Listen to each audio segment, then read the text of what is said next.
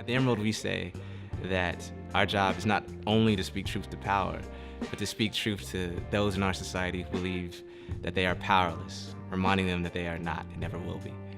The Emerald's beginnings are packed with late nights, a lot of work, a lot of dollars spent out of pockets. So those first years, I worked part-time job that would allow me the flexibility to write as much as I could and report on things as much as I could. And I think our notoriety started to grow in that first year, that people started to think we were bigger than we were, and that we were some cabal of journalists and executives, or funded by some billionaires somewhere. And it's like, man, I'm living in my mother's basement and trying to just make ends meet. Some of the challenges the first 3 years were, number one, needing space.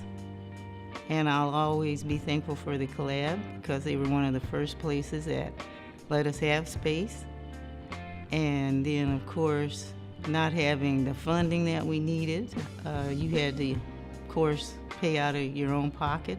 Founding the Emerald, much like any startup, but especially a media startup, is extremely hard. There are many people who told me at the beginning, this is just going to be a flash in the pan, that you'll fail.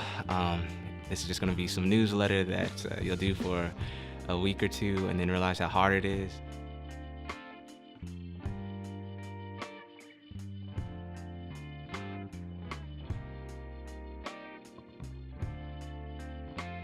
The South Seattle Emerald is one of the few publications where I can get news and information that is really relevant to my neighborhood and written by oftentimes my neighbors or friends that I know from the neighborhood. All of the youth that I know, all of the elderly people that I know, it's like completely intergenerational, can have a space where their stories are told, and are told in the correct way, are told from their voices and not from that kind of distant about them type of perspective. It's home. I think that especially in today's time, the Emerald has become more important than ever. As we begin to lose trust in our institutions, it's especially important to have a lot of trust in something as important of a role of sharing the story of the South End. The Emerald, we're facing sort of a watershed moment because we want to grow larger. We see so many other news organizations that are kind of retreating.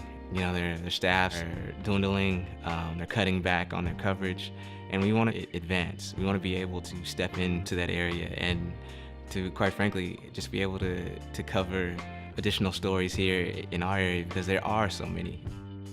It's important for the community to give financial support, because we want to be sustained and we want to be here for years to come. Community media, it doesn't just make itself. It needs a whole team of people to put it together, to go find those stories, to bring those stories to life, and to share those with other people.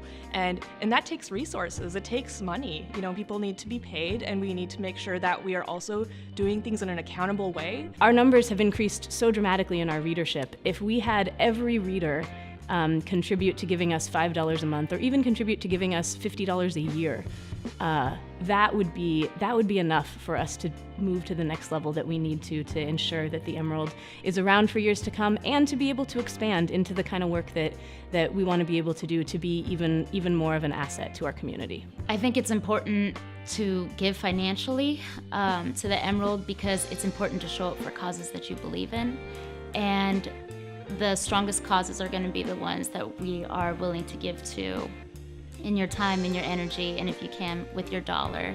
So I give at a monthly rate of $20 a month.